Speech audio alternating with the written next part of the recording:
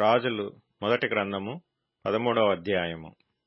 అంతట దైవజనుడైన ఒకడు యెహోవా చేత సెలవునొంది యూదాదేశము నుండి బేతేలునకు వచ్చెను. ధూపము వేయుటకై యరొబాము ఆ బలిపీఠమునొద్ద నిలిచియుండగా ఆ దైవజనుడు యెహోవా ఆజ్ఞ చేత బలిపీఠమునకు ఈ మాట ప్రకటన చేసెను. బలిపీఠమా, బలిపీఠమా, యెహోవా సెలవిచ్చినదేమనగా, దావీదు సంతతిలో యోషీయా అనునొక శిశువు పుట్టును. నీ మీద ధూపము వేసిన ఉన్నత స్థలము యొక్క యాజకులను అతడు నీ మీద అర్పించును. అతడు మనుష్య శల్యములను నీ మీద దహనము చేయును. ఈ బలిపీఠము బద్దలైపోయి దాని మీదనున్న బుగ్గి ఒలికిపోవుటయే యెహోవా ఇచ్చు సూచన అని చెప్పి ఆ దినమున ఆ ప్రవక్త సూచన ఒకటి ఇచ్చెను. బేతేలునందున్న బలిపీఠమును గూర్చి ఆ దైవజనుడు ప్రకటించిన మాట రాజైన యరొబాము విని బలిపీఠం మీద నుండి తన చెయ్యి చాపి వానిని పట్టుకొనమని చెప్పగా అతడు చాపిన చెయ్యి ఎండిపోయెను. దానిని వెనుకకు తీసుకొనుటకు అతనికి శక్తి లేకపోయెను. మరియు యెహోవా సెలవు ప్రకారము దైవజనుడిచ్చిన సూచన చొప్పున బలిపీఠము బద్దలు కాగా బుగ్గి దాని మీద నుండి ఒలికిపోయెను. అప్పుడు రాజు, నా చెయ్యి మునుపటి వలె బాగున్నట్లు నీ దేవుడైన యెహోవా సముఖమందు నా కొరకు వేడుకొనుమని ఆ దైవజనుని బతిమాలు కొనగా దైవజనుడు యెహోవాను బతిమాలు కొనెను గనుక రాజు చెయ్యి మరలా బాగై మునుపటి వలె ఆయెను. అప్పుడు రాజు, నీవు నా ఇంటికి వచ్చి అలసట తీర్చుకొనుము, నీకు బహుమతి ఇచ్చెదనని ఆ దైవజనునితో చెప్పగా దైవజనుడు రాజుతో ఇట్లనెను, నీ ఇంటిలో సగము నీవు నాకిచ్చినను నీతో కూడా నేను లోపలికి రాను. ఈ స్థలమందు నేను అన్నపానములు పుచ్చుకొనను. అన్నపానములు పుచ్చుకొనవద్దనియు నీవు వచ్చిన మార్గమున తిరిగి పోవద్దనియు యెహోవా వాక్కు చేత నాకు సెలవాయనని రాజుతో అనెను. అంతటా అతడు తాను బేతేలునకు వచ్చిన మార్గమున వెళ్ళక మరియొక మార్గమున తిరిగిపోయెను. బేతేలులో ప్రవక్తయగు ఒక ముసలివాడు కాపురముండెను. ఇతని కుమారులలో ఒకడు వచ్చి బేతేలులో దైవజనుడు ఆ దినమున చేసిన క్రియలన్నిటినీ అతడు రాజుతో పలికిన మాటలన్నిటినీ తమ తండ్రితో తెలియజెప్పగా వారి తండ్రి అతడు ఏ మార్గమున వెళ్లిపోయినని వారిని అడిగెను. అంతటా అతని కుమారులు యూదాదేశములో నుండి వచ్చిన దైవజనుడు ఏ మార్గమున వెళ్లిపోయినది తెలిపిరి. పిమ్మట అతడు తన కుమారులను పిలిచి నా కొరకు గాడిదకు గంతకట్టుడని చెప్పగా వారు అతని కొరకు గాడిదకు గంతకట్టిరి. అతడు దానిమీద ఎక్కి దైవజనుని కనుగొనవలెనని పోయి మస్తకి వృక్షము క్రింద అతడు కూర్చుండగా చూచి, యూదాదేశములో నుండి వచ్చిన దైవజనుడవు నీవేనా అని అడుగగా అతడు నేనే అనెను. అప్పుడు అతడు నా ఇంటికి వచ్చి భోజనము చేయమనగా అతడు, నేను నీతో కూడా మరలి రాజాలను, నీ ఇంట ప్రవేశింపను, మరియు నీతో కలిసి ఈ స్థలమందు అన్నపానములు పుచ్చుకొనను. నీవు అచ్చట అన్నపానములు పుచ్చుకొనవద్దనియు నీవు వచ్చిన మార్గమున పోవుటకు తిరగవద్దనియు యెహోవా వాక్కు చేత నాకు సెలవాయనని చెప్పెను.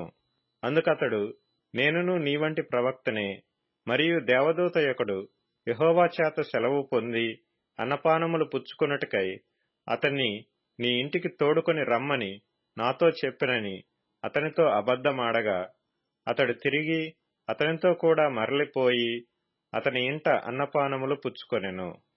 వారు భోజనము చేయుచుండగా అతనిని వెనుకకు తోడుకొని వచ్చిన ఆ ప్రవక్తకు యెహోవా వాక్కు ప్రత్యక్షమాయెను. అంతటా అతడు యూదాదేశములో నుండి వచ్చిన దైవజనుని పిలిచి, యెహోవా ఇలాగు ఆజ్ఞ ఇచ్చుచున్నాడు, నీ దేవుడైన యెహోవా నీకు ఆజ్ఞాపించిన దానిని గైకొనక ఆయన సెలవిచ్చిన నోటి మాట మీద తిరగబడి నీవు వెనుకకు వచ్చి నీవు అచ్చట అన్నపానములు పుచ్చుకొనవలదని ఆయన సెలవిచ్చిన స్థలమున భోజనము చేసి ఉన్నావు గనుక నీ కళేబరము నీ పితరుల సమాధిలోనికి రాకపోవునని ఎలుగెత్తి చెప్పెను. అంతట వారు అన్నపానములు పుచ్చుకొనిన తరువాత అచ్చటి ప్రవక్త తాను వెనుకకు తోడుకొని వచ్చిన ఆ ప్రవక్తకు గాడిద మీద గంత కట్టించెను. అతడు బయలుదేరి మార్గమున పోవుచుండగా ఒక సింహము అతనికి ఎదురుపడి అతని చంపెను. అతని కళేబరము మార్గమందు పడియుండగా గాడిద దాని దగ్గర నిలిచియుండెను.